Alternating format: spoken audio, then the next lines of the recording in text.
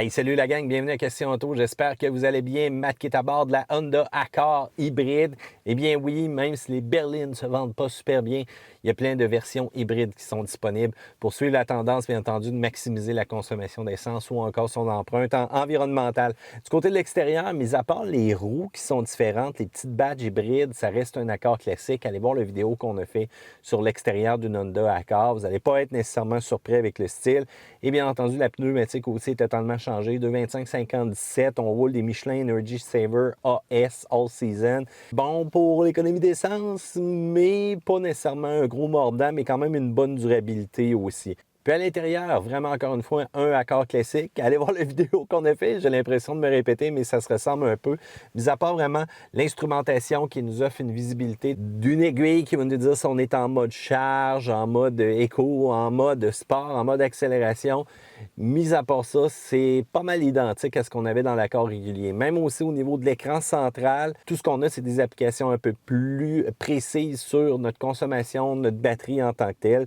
Donc, c'est quand même pas si pire. Du côté motopropulseur, c'est sûr que c'est très différent. On utilise bien entendu l'hybride, mais qui est jumelé à une motorisation 2 litres, un 4 cylindres de 143 chevaux puis 129 livres de couple, qui est assez Atkinson. Donc, encore une fois, on focus sur l'efficience. On va jumeler tout ça à des moteurs électriques qui, eux, sont 181 forces, 232 livres de couple. Et quand on va combiner le tout, on parle de 212 chevaux, une batterie lithium-ion de 1,3 kW. Donc, même si vous voulez rouler uniquement avec le mode EV, parce que c'est possible à l'aide de la pression d'un bouton, vous n'allez pas faire long feu, vous n'avez pas une grosse autonomie nécessairement. Donc, il ne faut pas le percevoir comme un véhicule avec lequel on va pouvoir rouler électrique une fois de temps en temps. Puis ça arrive souvent les gens qui mélangent ça un petit peu. Du côté quart de mille, 15,5 à 90 000 à l'heure, les accélérations sont quand même bonnes. Il y a une tenue de route qui est quand même impressionnante malgré les batteries, malgré le poids du véhicule à 0,83 G. C'est sûr que qu'est-ce qui est impressionnant au niveau de l'Accord, c'est sa consommation. Hein? On parle de 5 litres 300 en ville, 5,1 sur la route. Grosso modo, combiné, c'est 5,1 arrondi si on veut. N'oubliez pas que c'est toujours plus efficace en ville quand on veut utiliser la régénération au niveau du freinage.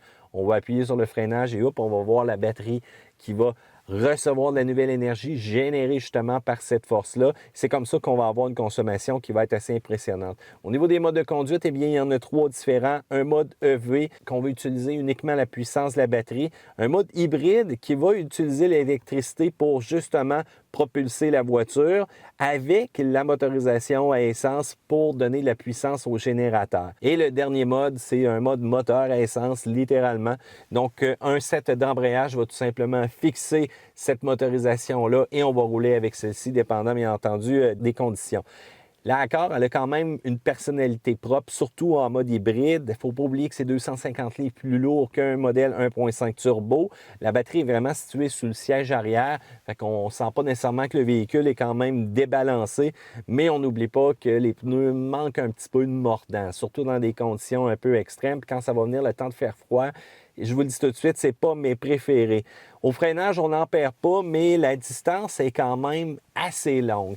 Donc, grosso modo, il n'y a pas nécessairement de points négatifs à cet Accord-là, autrement qu'en virage. Le reste, c'est une super économie d'essence, c'est puissant, c'est confortable. Puis parlons de la compétition, il y en a quand même un peu de ce côté-là. La Chevrolet Malibu hybride, Hyundai Sonata, Ford Fusion, Kia Optima, mais j'ai décidé de faire un comparo avec la Camry hybride parce que c'est 2 très grandes rivales de ce côté-là. Camry hybride, 4.9 en ville, 4.8 sur l'autoroute, combiné 4.9. Ça, c'est pour la version hybride de base. Et si on y va avec une SE ou une XLE un peu plus équipée, là, on retombe à 5.3 en ville, 5.0 sur l'autoroute, 5.1 combiné. Pas tout à fait des chiffres pareils que l'Accord, mais 5.1 combiné, ben pile poil dessus, ça se ressent vraiment bien.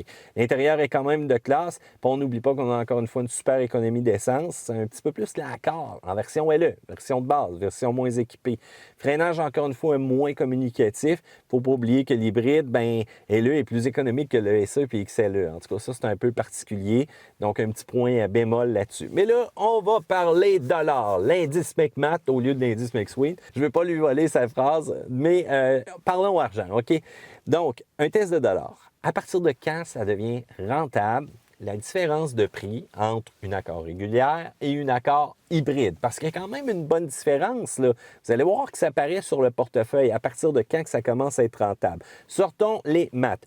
Une Accord de base avec CVT, je n'ai pas parlé de la manuelle, je n'ai pas parlé d'une autre transmission. Accord de base CVT, 29 660 $. Accord hybride, 34 900 $. Différence de prix, 5 240 $. Essence présentement, j'ai arrondi, 1,30 $. Mais encore là, vous allez voir, on pourra jouer un petit peu avec les chiffres.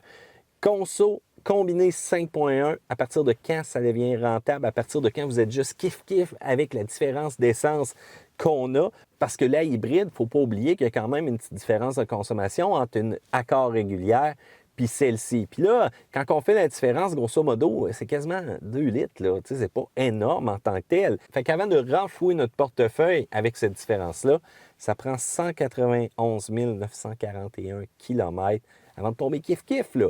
Avant de vous dire que vous avez fait de la grosse argent. On s'entend, c'est le gaz à 1,30 $. Vous pouvez aller voir dans mon fichier que j'ai fait dans la description. Vous allez pouvoir jouer avec les variables puis sortir un peu qu'est-ce qui vous plaît de ce côté-là. Parlons du test de dollars maintenant pour la Camry. Camry de base LE, 28 834, donc un petit peu moins cher. La Camry hybride, 33 734 $, différence de prix 4 900, gaz à 1,30 $. Consommation combinée pour la hybride, c'est 4,9 pour la Camry. Fait que grosso modo, quand on compare à la régulière et celle-ci, c'est à partir de 188 000 km, 461 qu'on a juste renfloué la différence de 4 900 $ que ça vaut présentement. Je vous ai fait quand même un beau fichier. Vous allez voir, j'ai mis le Lexus hybride aussi dedans parce qu'on l'a essayé dernièrement.